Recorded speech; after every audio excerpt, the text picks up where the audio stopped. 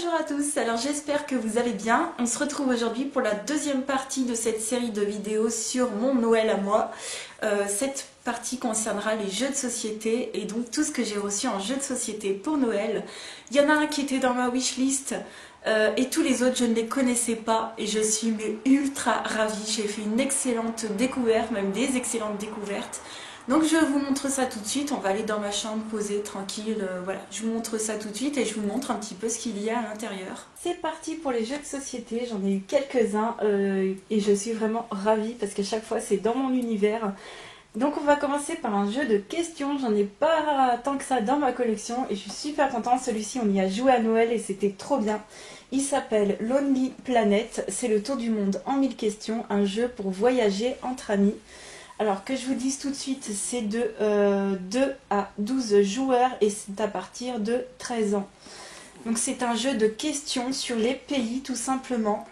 Moi j'étais trop contente parce que je suis tombée sur des questions. Alors il y a certaines questions où il y a un indice photo. C'est écrit ici et en fait l'indice photo c'est ça.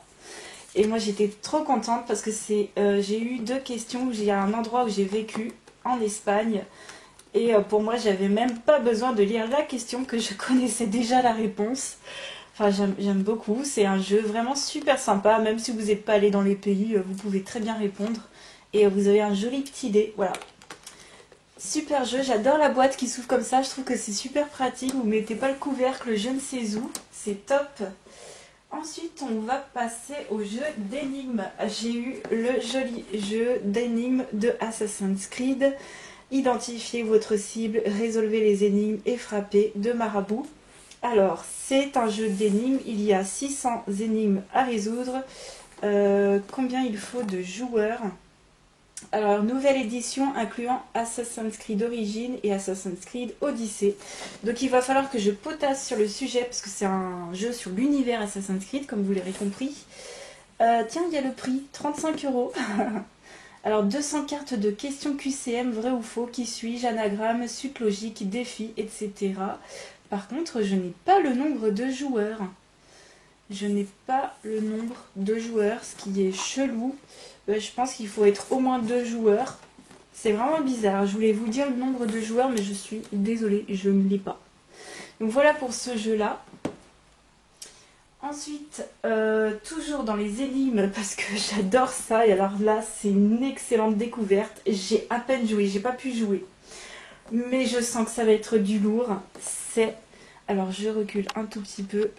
C'est les jeux Sherlock Holmes comme ceci. Donc j'en ai eu 2, mais je sais qu'il y en a un troisième, parce que sur le petit dépliant, il y avait un... Donc il y a une boîte rouge, une boîte bleue et une boîte marron. Et alors hier soir j'ai commencé à lire la première enquête de celui-ci, Sherlock Holmes, détective conseil, et ça c'est un jeu d'énigmes. Alors ça se présente dans des boîtes qui se mettent debout comme ceci, comme des livres, c'est super beau. Et alors ce jeu-là, c'est à partir de 1 joueur, ah bah j'ai le prix, 45 €, de 1 à 8 joueurs, 14 ans et plus, 90 minutes. Vous avez à l'intérieur un plan de Londres, des plans de la maison sur laquelle vous allez enquêter, des indices, des livrets d'enquête, des journaux, un annuaire de Londres et les règles du jeu. C'est qu'en fait, voilà, vous enquêtez sur des énigmes, enfin sur des meurtres à résoudre. En fait, vous faites votre Sherlock Holmes tout simplement et c'est à partir de 20 joueurs et c'est vrai. Parce qu'il y a certains jeux qui se disent à partir de 1 joueur et là, je pense que c'est vrai. J'ai lu pas mal de choses et vraiment, moi, c'est vraiment des jeux que je vais faire toute seule. C'est peut-être pas trop le genre de jeu que mes potes préfèrent. Donc, moi, je vais justement me les garder pour moi. Il y a pas mal de lectures à faire. Je vais vous montrer un livre d'enquête. Donc, celui-ci, le bleu, je vous ai pas dit, c'est le Carlton House et Queen's Park. Donc c'est en référence à des lieux dans Londres. Et je vais vous montrer, les livrets d'enquête ressemblent à ça. La piste tordue, la débutante, défenestrée. Voilà, là je vous en montre que 2. Moi je suis sur le premier. Vous avez le journal The Times. Voilà, vous en avez plusieurs, 2 journaux. Et c'est juste trop bien. Donc le but du jeu c'est de résoudre les enquêtes en le moins de pistes possible. Voilà. c'est de résoudre les énigmes, enfin les enquêtes avec voilà, le moins d'indices possible. Et plus vous faites un... Enfin, moins vous utilisez d'indices, et mieux c'est. Et le but, c'est de battre Sherlock Holmes. Voilà, le but, c'est de faire le plus de points que lui, tout simplement. Donc voilà l'édition bleue. Et l'édition rouge, c'est Jacques l'Éventreur et Aventure à West End. Et donc c'est pareil, vous avez des livrets d'enquête. Là, vous avez les règles du jeu, le plan de Londres, l'annuaire de Londres. Ça c'est le plan de Londres à l'époque. Toujours les journaux The Times et les livrets d'enquête. Je vous montre le premier de celui-ci, c'est Marianne Nichols, chapitre 1, avec la date. Donc c'est juste exactement ce que j'adore comme genre de jeu. Et alors, ultra belle découverte, vraiment. Je n'en reviens pas. Vraiment, pour moi, c'est...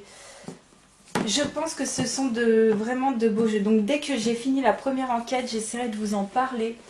C'est vrai que là, j'ai pas terminé ma partie, je l'ai un peu à peine commencé, mais vraiment, je ne pense pas m'avancer en pensant que ça va être des super jeux. Ensuite, on va continuer avec un jeu qui était sur ma wishlist, c'était le seul, et c'est le Mysterium. Voilà, donc c'est un jeu coopératif où apparemment il y a des voyants et des fantômes. Non, il y a un fantôme et des voyants, bon, je ne sais plus. C'est un jeu coopératif où il va falloir... comment dire, il va falloir comprendre les visions du fantôme, enfin un truc du genre. J'adore l'univers, il a été en plus, il a eu un prix. C'est à combien de joueurs? De 7 joueurs, 10 ans et plus, 42 minutes. Que je vous montre un petit peu l'intérieur de la boîte. Celui-ci, je n'y ai pas joué encore, je n'ai pas eu le temps. Je n'ai même pas, je crois, ouvert la boîte. D'ailleurs, je suis en train de découvrir avec vous. Donc voilà, toujours dans cet univers d'enquête. Par contre, ça, là, c'est des enquêtes à plusieurs. Voilà, il y a plein de choses, de jetons à défaire. C'est le top. Ah oui, on a même un plateau avec des petites pochettes qu'on met à l'intérieur. C'est magnifique. Ah oui, je crois que c'est un truc qui se met debout, si j'ai bien vu dans le... Si j'ai bien vu. Et voilà, les cartes, les pions, etc. Ça doit être les visions du fantôme. Bref, joli sablier bleu. Je suis ravie. Donc voilà pour ce jeu-là. Si vous connaissez, n'hésitez pas à me dire ce que vous en avez pensé. Mais alors moi, j'ai hâte, comme tout, d'y jouer. Voilà. Alors, ce qui est trop génial, c'est que donc j'ai eu ce jeu-là, mais pas seulement. J'ai eu également une extension. Donc, il en existe deux, je crois, pour le Mysterium. Et moi, j'ai eu la Hidden Signs. Donc, c'est des cartes en plus, tout simplement. Et je suis trop ravie, vraiment. Donc, d'avoir déjà un jeu et en plus l'extension. Donc, moi, j'ai des amis qui ont joué, ils m'ont dit que... Enfin, eux, ils aimaient bien. Voilà. Avec les cartes en plus. Donc c'est le top. Ça c'est génial. Je suis ravie. J'adore les trucs style énigmes, fantômes, enquêtes. Voilà, j'aime bien les enquêtes tout simplement. Et enfin le dernier jeu que j'ai eu, c'est aussi un jeu coopératif et c'est le Pandémique.